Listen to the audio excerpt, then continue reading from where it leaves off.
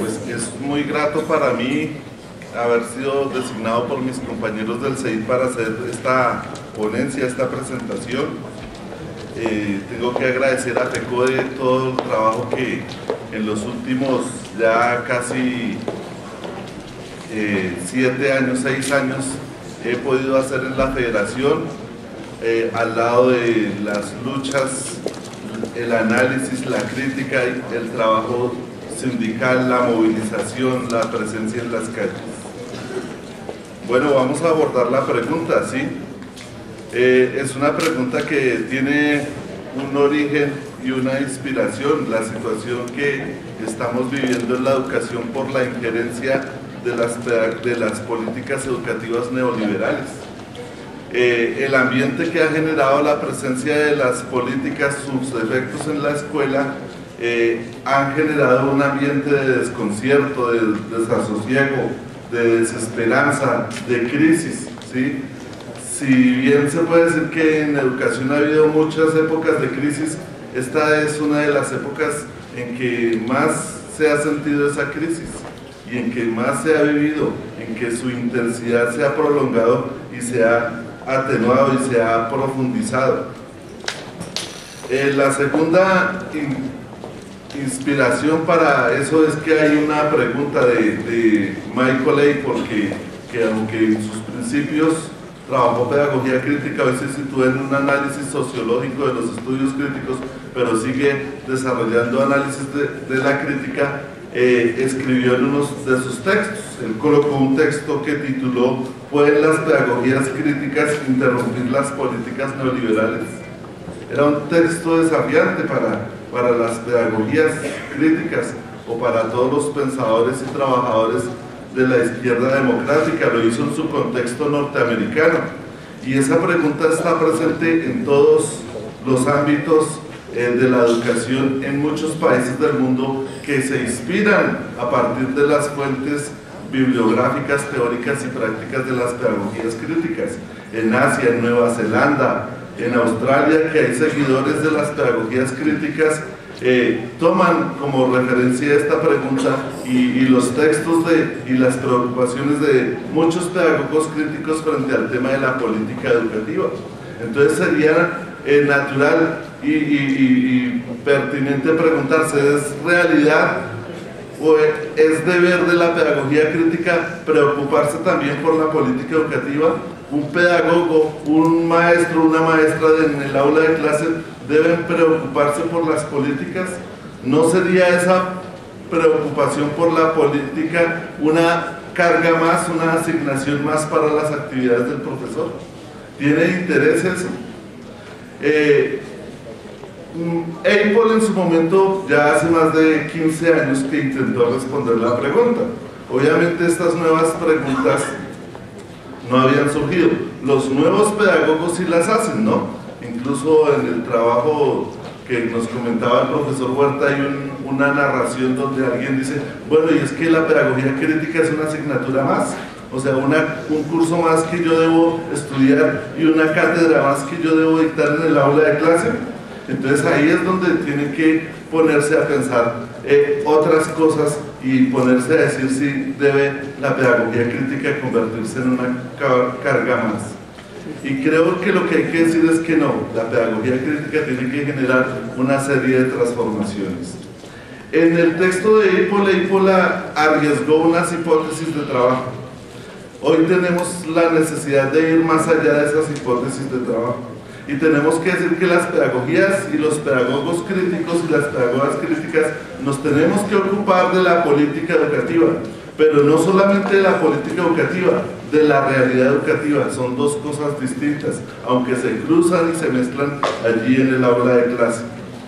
Apple trató de dar una respuesta y el primer esfuerzo que hizo Apple fue como hacer un diagnóstico de lo que significaban las políticas educativas y señaló 4 elementos. Uno, la hegemonía de la derecha.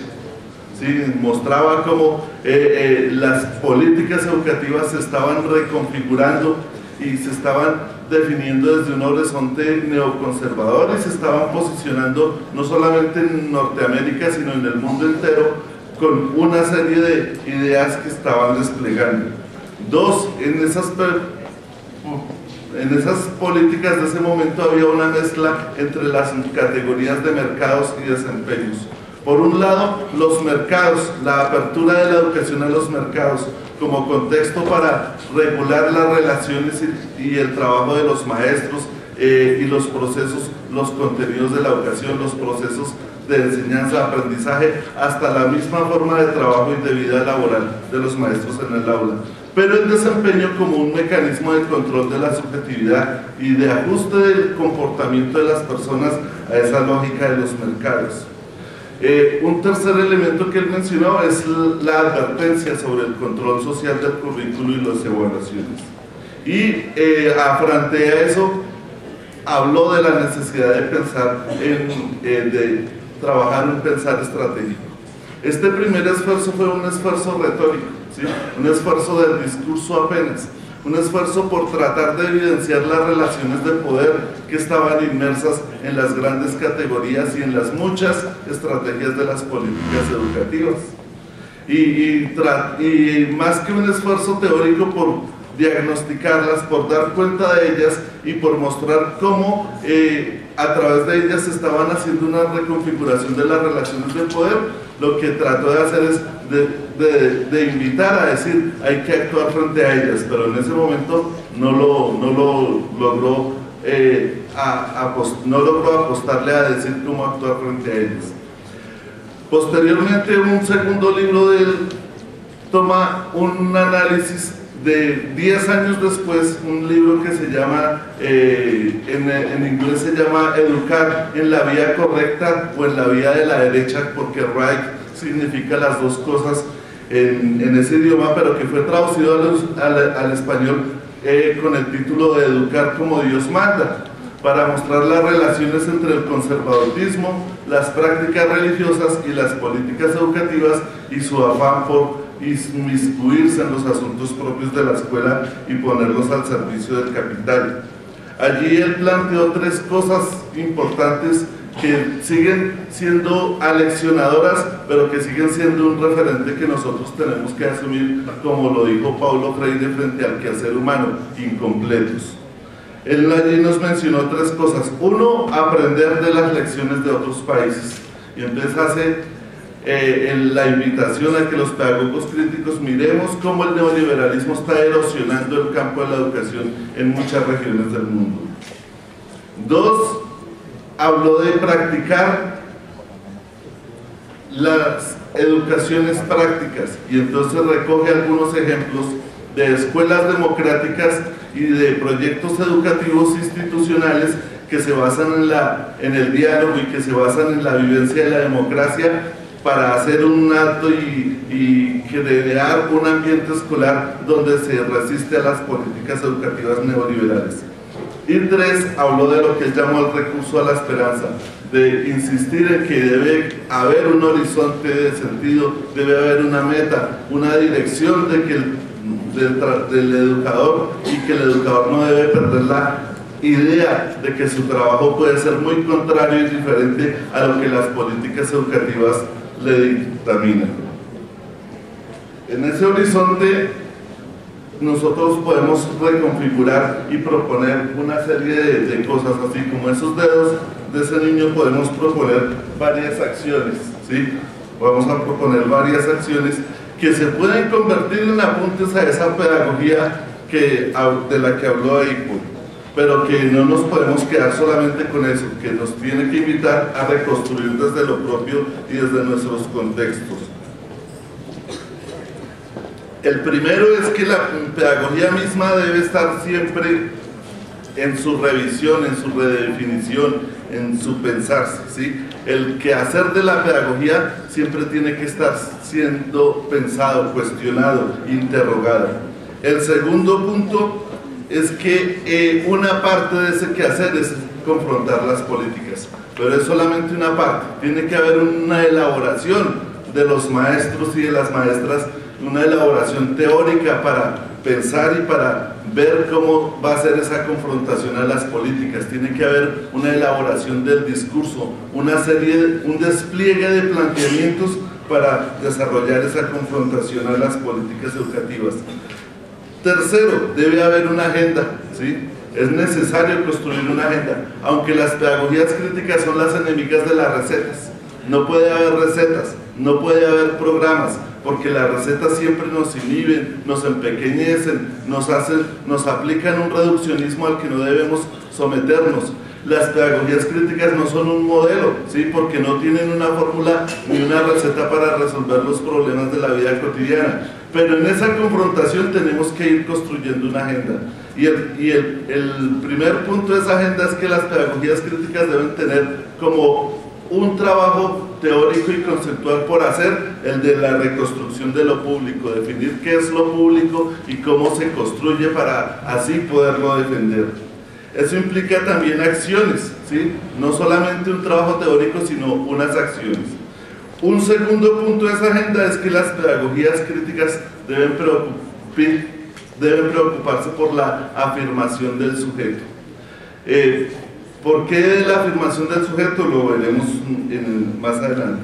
Tercero, las pedagogías críticas tienen que volver a hacer una preocupación por los contenidos de la educación. Y un cuarto de eso es que los 3 puntos anteriores se deben convertir en una política de la esperanza. Vamos a mirar esos 6 puntos uno a uno para ver si desde allí podemos tener unas notas de las formas y de las prácticas que tenemos que construir para hacer la resistencia y la oposición a las políticas educativas. Y quiero tomar un ejemplo que salió publicado en Semana. Más que un ejemplo, es una advertencia. Muchos dicen hoy en día que no es importante hablar de las políticas, de la pedagogía, ¿sí? Voy a abordar el primer punto, pensar la pedagogía, el quehacer de la pedagogía. Y para abordarlo tengo que usar este ejemplo. Vivimos en un país donde predomina la barbarie y donde la barbarie hace metástasis en la sociedad. Se mete en el cuerpo social, en la mente de las personas, en sus deseos, en su imaginación, en sus prácticas cotidianas. Y tenemos que enfrentar la barbarie. Y alguien puede decir, pero es que las pedagogías no sirven ante la barbarie. No sirven. ¿Qué hace uno frente a un ejército de criminales? ¿Cómo resiste la escuela la embestida de una acción paramilitar? Esas preguntas son cruciales y alguien dirá que ahí la pedagogía no tiene nada que hacer, pero resulta que sí, es donde más tiene que hacer. Tiene mucho que hacer allí, porque la pedagogía va a reconfigurar el sentido de la vida ahí, el sentido de lo que los seres humanos piensan sobre sus visiones de mundo, sobre sus nociones de realidad, sobre su manera de vivir y de enfrentar la muerte. Este es un ejemplo que nos llama la atención por una razón. El Salado fue uno de los municipios donde más crueldad hubo en el despliegue de las acciones paramilitares en Colombia. Las historias son inverosímiles, ¿sí? El pueblo entero fue convocado a la plaza central del pueblo a presenciar las atrocidades criminales de los paramilitares. Semana publica un artículo allí de un señor que llama El Héroe del Salado. Es un profesor de música que está perdiendo el oído y que a pesar de estar perdiendo el oído, enseña música a sus estudiantes y con la enseñanza de la música le ha dado lecciones a los estudiantes de cómo superar la barbarie en la que viven. Es un bonito ejemplo, aunque tiene unas cosas que nos deben llamar la atención.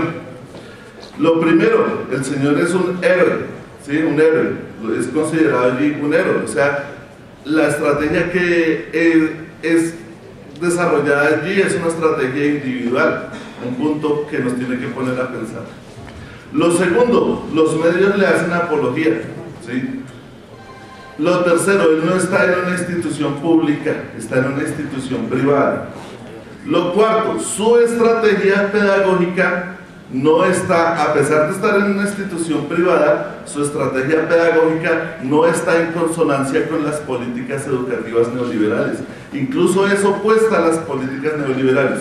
Lo quinto, esa estrategia es financiada por la misma revista Semana. ¿Ya? Entonces, ojo, ahí es donde nos debemos llamar la atención. Si una empresa, si una fundación social como la revista Semana patrocina una propuesta donde la pedagogía tiene valor, donde la pedagogía tiene el poder de resignificar la vida, es porque nosotros tenemos que hacerlo. Lo ponen en un contexto privado para decir que el contexto público no dice nada.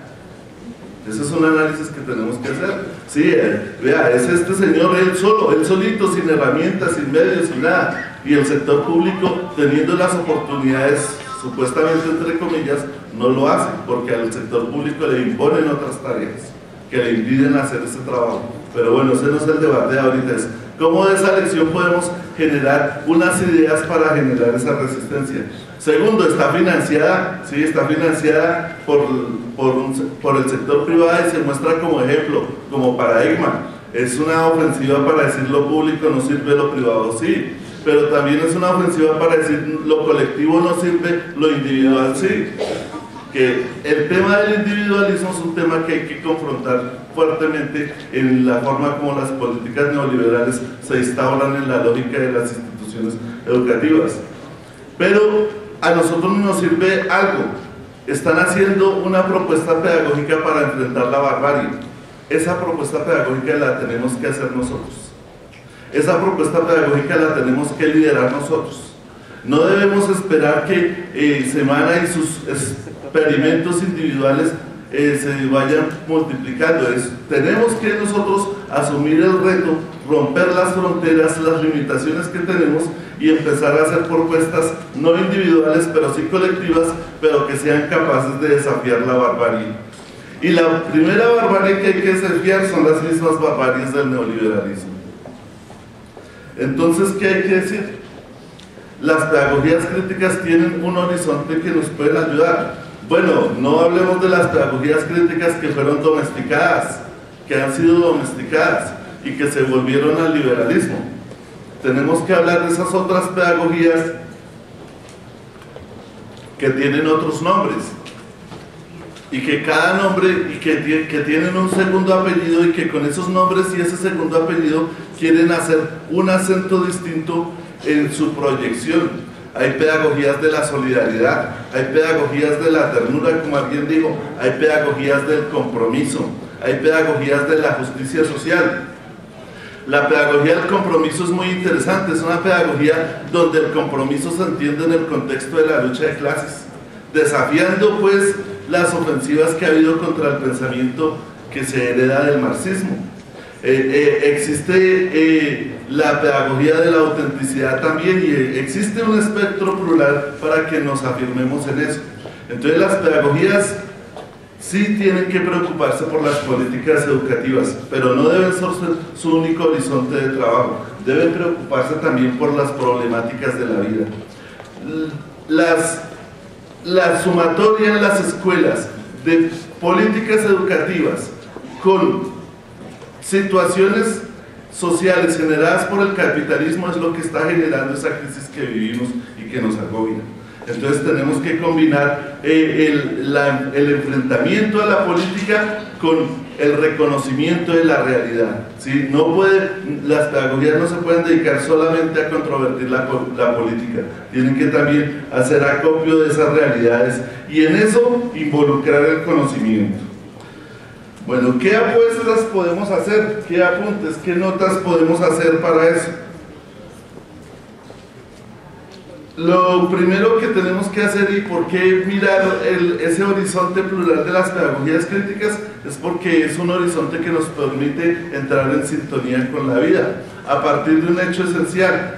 Las pedagogías se inscriben primero, las pedagogías no son método, ¿sí? No son una receta. Y al no ser receta, la diferencia de las pedagogías críticas con las pedagogías positivistas es que reconocen que la escuela y el conocimiento no son ajenos a la realidad, sino que están involucrados en la realidad, que son producto de relaciones sociales y económicas, y que en la escuela y en los estudiantes que viven se dan las situaciones y las dimensiones de lo económico, de lo psicológico, de lo cultural y de lo social. Y que el estudiante no sea despojado de sus dimensiones y de sus condiciones materiales de vida al ingresar a la escuela, sino que la escuela está atrapada en esas condiciones materiales de la vida. Y entonces el enseñar, el hacer la pregunta ¿por qué se enseña y para qué se enseña? Implica reconocer esas condiciones sociales en que están los estudiantes. Y eso se llamaba reconocimiento de las condiciones materiales de existencia o reconocimiento de las relaciones sociales y económicas en la vida de los sujetos. Ese es un punto que tenemos que rescatar, ¿sí? Y que tenemos que decir para hablar de todo ese espectro plural de las pedagogías. Aparte de eso, en esas relaciones sociales se tejen procesos de poder, de hegemonía, de dominación, de lucha, de resistencia, ¿sí? Entonces esas dos cosas tienen que entrar a pensar, a decir, aquí es donde tenemos que pensar el quehacer de las pedagogías críticas. Decía Quincheloe, parafraseándolo, no recuerdo exactamente la frase, pero decía que un derrotero hacia adelante era hacer discursos intelectualmente rigurosos, pero socialmente comprensibles para todos, sin abandonar el rigor de la academia, sin abandonar el rigor del análisis. Tenemos que generar las condiciones de posibilidad para que lo que hablamos sea comprensible por todos. Entonces ahí las pedagogías tienen que seguir insistiendo, no pueden volverse en discursos únicamente, y esa es la crítica que le haríamos a ECO. No puede formular allí unos derroteros sin mirar pues que esos derroteros tienen que tener unas condiciones de posibilidad. El sentido pues en ese caso sería que ese quehacer de la pedagogía vaya a buscar las relaciones teoría-práctica y no se quede solamente enunciándolas, sino viendo cómo el testimonio, por ejemplo, o el compromiso se vuelven formas de quehacer en el aula de clase. El segundo punto es que uno de los trabajos que debe hacer las pedagogías críticas es confrontar las políticas educativas neoliberales. Tienen ver su gramática, cómo están construidas y ver sus relaciones de poder. Ustedes podrán ver allí en la diapositiva, coloquémosla completa por favor, que hay unos fetiches y unas máscaras y unas falacias de las políticas neoliberales, pero que tienen unos propósitos subyacentes. Esos propósitos tienen una forma, ¿sí? Tienen una forma, pero tienen unos efectos contrarios. Pasemos. Bueno, ¿qué tienen que decir las pedagogías críticas para construirse una agenda al buscar y al dictaminar sobre la situación de la educación y la situación de la escuela regida por políticas neoliberales? Hay 5 estrategias de las políticas que se pueden confrontar desde las pedagogías. Las políticas, no debemos perder que el núcleo de las políticas es incorporar la escuela al mercado y hacer de la escuela un aparato útil y eficiente para el capitalismo en su fase de globalización y de expansión bajo la hegemonía de los mercados especulativos y financieros.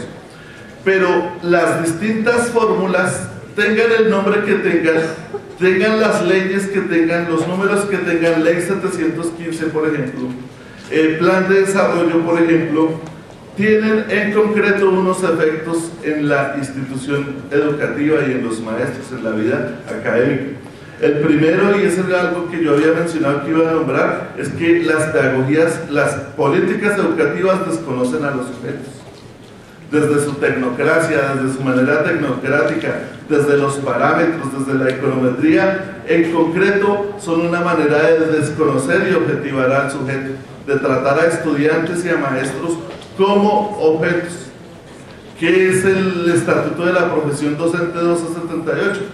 Una acción que vuelve al maestro un funcionario, y en ese tránsito hacia conversión como funcionario pierde su identidad como sujeto. ¿Qué pasa cuando el estudiante se vuelve en un maniático por los resultados de las evaluaciones estandarizadas? También pierde su identidad. ¿Qué pasa cuando el estudiante es indiferente a la escuela?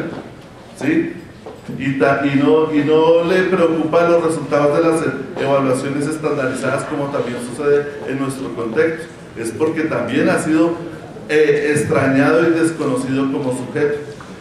Mirando más atrás en la teoría crítica, salió la categoría de alienación. Si bien existen mecanismos de alienación en la sociedad, las políticas educativas tienen una fuerte estrategia alienadora, ¿sí? Y buscan en ese proceso de alienación corromper y objetivar y dominar al sujeto, despojarlo de su autonomía y de su posibilidad de afirmarse en su identidad como tal. La siguiente acción de las políticas educativas es que despliegan la racionalidad técnico-instrumental. Todos la conocemos bien. Es la hojilla de los formatos, de las tareas, de los informes. Impone una racionalidad burocrática. Siempre hay dictámenes desde afuera. Las secretarías de educación son expertas en diseñar minuto a minuto qué hacer de los docentes. Se está generando corporativización, es decir, la institución educativa y los colectivos sociales pierden su identidad como sujetos sociales y se asumen como empresas, como máquinas que colectivamente buscan el rendimiento. Eso se llamó, a eso se refería ahí, hablando del performance y del desempeño. También seleccionan los contenidos, dicen qué es importante y qué no es importante, que operan sobre el currículo a través de sus procesos diciendo qué es lo que se debe enseñar y qué es lo que no se debe enseñar, y han logrado desplazar. En la tesis de Diane Ravitch, ella señalaba, cuando cambió de opinión y se arrepintió de haber sido neoliberal, señalaba cómo habían los colegios que tenían formación en áreas de la lúdica, de la estética, de la música, las habían abandonado para centrar la enseñanza en matemáticas, ciencias, formación ciudadana y dominio de lenguas extranjeras. Y entonces ahí opera esa selección de contenidos que es funcional al sistema. Y las pedagogías críticas, las políticas educativas se ocupan mucho por el control, buscar mecanismos y dispositivos de control, como las evaluaciones de desempeño y otros similares. Pero ¿qué hay que reconocer frente a eso? Primero, las políticas educativas han fracasado. Vean cómo se van aplazando las metas que tienen. Eran metas 2015, ahora son metas 2021 y ya están hablando de metas 2032. Calidad, eficiencia, cobertura, esos tres fetiches no se logran. Y ahí hay un fracaso irremediable de esas políticas educativas. Pero el hecho de que hayan fracasado y de que la escuela siga en su propia inercia no significa que no nos debamos preocupar. Es más, es lo que más nos debe preocupar, porque cuando fracasan, su injerencia es tal que generan un nuevo contexto, ¿sí? Generan un nuevo contexto. Y generan un nuevo contexto porque logran dos cosas delicadas en las instituciones educativas y que son las que nos afectan. Una de las preguntas que le pasaron al doctor Huerta decía que qué vamos a hacer los profesores si no tenemos tiempo en las aulas de clase. Y es que no tenemos tiempo en las aulas de clase porque uno de los propósitos de las políticas educativas es generar una cultura compulsiva y esquizofrénica en las instituciones educativas. Generar tal cantidad de conflictos, de roces, de dificultades. ¿Para qué? Pues para negar y para poner en práctica sus dispositivos de control y para negar la posibilidad de que los sujetos se afirmen como tales. Esa es una realidad ahí. Entonces todas las cosas que nos pasan a nosotros es porque tienen allí una raíz, y ese debe ser un llamado de atención para decir sí, debemos preocuparnos por las políticas, porque, y no asumirlos como una carga, sino que hay que hacer un alto en el pare y decir, bueno, ¿y qué vamos a hacer? Y aparte de eso, estas políticas están generando mayor segmentación social, están generando élites, están generando, al mismo tiempo que producen una élite, generan un gran campo de sectores más marginados y más atrasados, con más dificultades y posibilidades de acceder a la distribución equitativa de la riqueza. Vean ustedes lo que pasa en Colombia con la revista Dinero. Ya cogió por deporte publicar los colegios más exitosos en las pruebas nacionales estandarizadas. Y esa es una operación estratégica para decir quiénes son los mejores, pero al mismo tiempo señalar a los que son los peores. Es una acción de segmentación, una acción que va diciéndole a la sociedad que hay unas personas más adelantadas, otras más aventajadas. Y eso tiene unos efectos en el futuro, y es que va creando las distancias entre los ricos y los pobres. Y buscando ese mundo en el que esas distancias, en ese contexto de globalización, cada vez son más abismales. Por eso esa agenda que vamos a proponer tiene que tener un componente, aparte de las pedagogías que les mencioné, del compromiso, de la solidaridad, de la ternura, del testimonio. Hay una cosa que también tiene nombre y es la pedagogía de la insubordinación. Va a llegar el momento en que tengamos que orientar insubordinación frente a las políticas educativas, en llegar un momento en que digamos alto a los estándares, alto a los formatos, alto al modelo estándar de control interno, ¿sí? Tenemos que empezar a decir no más esas cosas, pero no podemos decir no más y entonces ¿qué hacemos? Tenemos que tener un horizonte tanto teórico como práctico del qué hacer.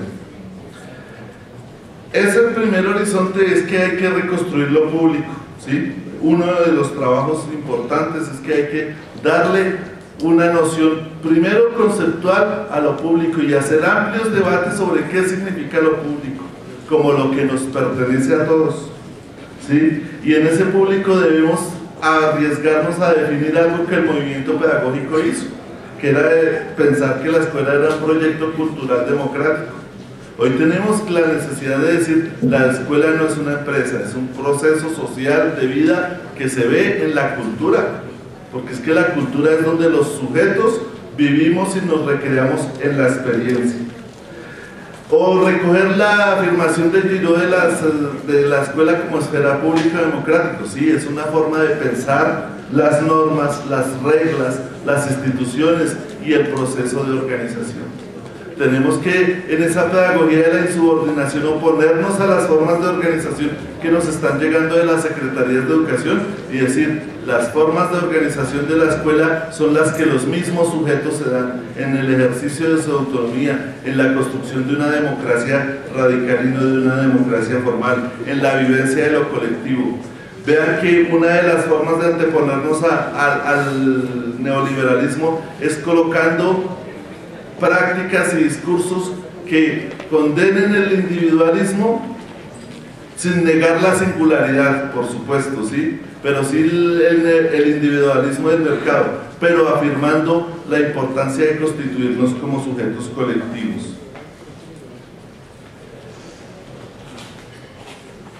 Bueno, ahí es donde está la idea esa de la insubordinación. Entonces habrá que proponer una serie de prácticas también y de acciones donde le digamos no más a ciertas condiciones y exigencias que vienen de las autoridades.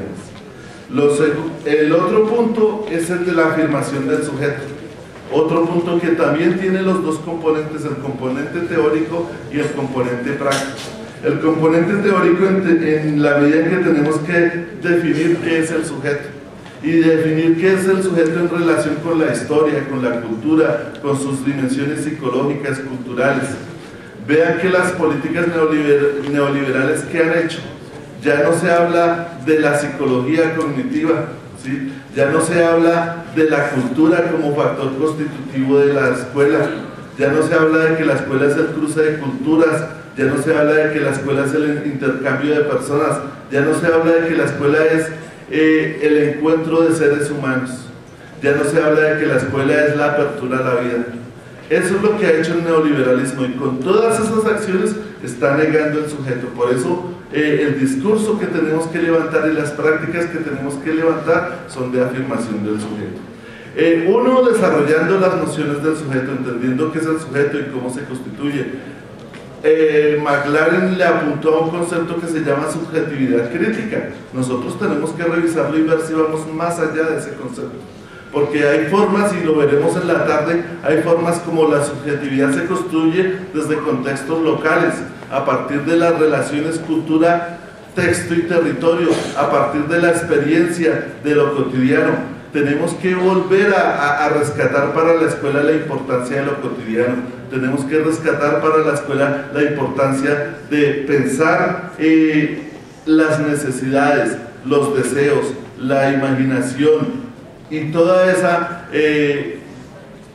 condición humana que es la que nos afirma a través del diálogo y el relacionarnos con nuestras dificultades, conflictos y hasta desvaríos. Ahí necesitamos construir apuestas curriculares y apuestas que reivindiquen la ética, la estética y la política como espacios que deben existir en el tema de lo educativo, ¿sí? Necesariamente los temas de justicia social, de derechos humanos, de política justa deben formar parte de nuestro trabajo diario. Los temas de la diversidad, del reconocimiento multicultural, de las formas de identidad sexual deben formar parte de ese horizonte de trabajo, y todas ellas son formas en que el sujeto se afirma. Y el sujeto no se afirma solo, también tenemos que generar los espacios de afirmación, aunque a veces esos espacios nos interpelan, ¿no? Y nos niegan y nos ponen a contradecirnos y ponen en fragilidad, nuestra fragilidad humana en riesgo, pero de eso estamos hechos y de eso tenemos que seguir haciéndonos. Y tenemos que decir, la escuela y el neoliberalismo no reconoce eso. ¿Por qué? Porque es que nos sustituye por los resultados, nos sustituye por la obsesión por el rendimiento, nos sustituye por la entrega de informes. ¿Cómo es que se ha logrado que la escuela se vuelva una empresa esquizofrénica y compulsiva? Pues con la rendición de cuentas. Y entonces el sujeto no es el que rinde cuentas, el sujeto es el que vive con el otro y el que se afirma con el otro y permite que el otro se afirme, el que dialoga con el otro o el que entra en conflicto con el otro, pero encuentra maneras de resolverlos. El otro punto en la agenda es el tema de los contenidos. Hay unos contenidos que se están promoviendo con las evaluaciones estandarizadas. También implica un trabajo teórico y un trabajo práctico. En el tema del trabajo teórico tenemos que, y eso ya lo hemos hecho aquí mucho, es hacer la crítica, por ejemplo, a decretos como el 1290 que instauran esas evaluaciones estandarizadas. Decir que esas evaluaciones no responden a los contextos educativos. Decir que son hechas por tecnócratas que desconocen la realidad educativa. Decir que no reflejan lo que se llame calidad. Incluso decir que la calidad es un concepto que está en disputa. Decir que esas pruebas están construidas para volver a los seres humanos funcionales, e incluso se argumentan desde la noción de capital humano. Ese es un ejercicio que ustedes nos han escuchado mucho a todas las personas que estamos en la academia, que están en las universidades, que están en FECODE. La revista Educación y Cultura ha publicado muchos argumentos sobre todo ese proceso de denuncia de estandarización del currículo, ¿sí? Recabamos aquí de los colegas del profesor Huerta a la profesora Yanesic, que habla de que son una forma de violencia. Es un trabajo interesante mirar pues cómo se interpreta y cómo se ve que las evaluaciones estandarizadas nacionales e internacionales y locales, como ocurren en los Estados Unidos, son una forma de violencia. Son una forma de violencia porque incluso interrumpen las clases, interrumpen los tiempos, interrumpen los ritmos. Es una agresión contra la cotidianidad escolar. ¿Cómo es posible que los estudiantes, los maestros, tengan que abandonar su trabajo diario y sustituirlo por la prueba estandarizada. O lo más grave aún que está pasando en nuestro territorio, y es que se abandona el currículo para dedicar pruebas de entrenamiento. Incluso los maestros dedican sus domingos para entrenarse en las pruebas estandarizadas para ver si logran ascender en el escalafón. Eso es una forma de violencia, una forma de irrupción y de transgresión de nuestra condición humana. Si me quedan 5 minutos y ya, sí, no te preocupes. Pero aparte de eso viene la posibilidad. Hay muchos ejemplos. En este momento en Chile hay una campaña que se llama Alto al CIMSE. Sí, es una campaña promovida por universidades, académicos y que ha involucrado al sindicato de maestros. Es una campaña en la que se trabajan dos cosas. Uno, la concientización al público frente a las pruebas estandarizadas. Y dos, actos de insubordinación directos frente a este tipo de pruebas. Pero no es la única campaña. En Estados Unidos, ahora que tengan oportunidad en el receso, le pueden preguntar a nuestros colegas. En Estados Unidos, en Canadá, hay otros experimentos parecidos. Hay un experimento que reseño yo aquí, que es el FIRELETS. FIRELETS traduce evaluaciones justas. Bueno, aquí por la falta de líquido no lo pronuncio bien. Bueno, pero eso traduce evaluaciones justas. ¿Qué es el FIRELETS? Quiero aclarar esto, no es la única campaña, son muchas campañas. Existe esa del FIRELETS, pero existen otras similares. Son grupos de profesores, de padres de familia, de madres de familia que se han asociado y que hacen un trabajo de propaganda, de agitación en contra de las pruebas estandarizadas. Y hacen un trabajo de concientización de la gente mostrando lo inútil de esas pruebas, lo costosas que son y lo dañinas y perjudiciales que son para los sistemas educativos. Pero también algunas de ellas promueven actos de desobediencia frente a las pruebas. Entonces, por ejemplo, hay una campaña que no logré reseñar aquí el nombre, pero es una campaña en que los mismos padres de familia y madres de familia no envían a sus estudiantes el día en que la prueba se va a practicar. ¿Sí? Entonces, esas campañas tenemos que estudiarlas y volverlas parte de nuestro trabajo cotidiano. Y por último, todo eso tenemos que convertirlo en una opción por la esperanza. ¿Por qué? Porque es que la esperanza no es esperar, es qué hacer. Como lo dijo Paulo Freire en su canción Obvia, quien espera en la pura espera vive un tiempo de espera vacío. Por esto, mientras te espero, trabajaré los campos y conversaré con los hombres. No te esperaré en la pura espera, porque mi tiempo de espera es un tiempo de qué hacer. Es hora de que nos pongamos en un tiempo de qué hacer. Muchas gracias.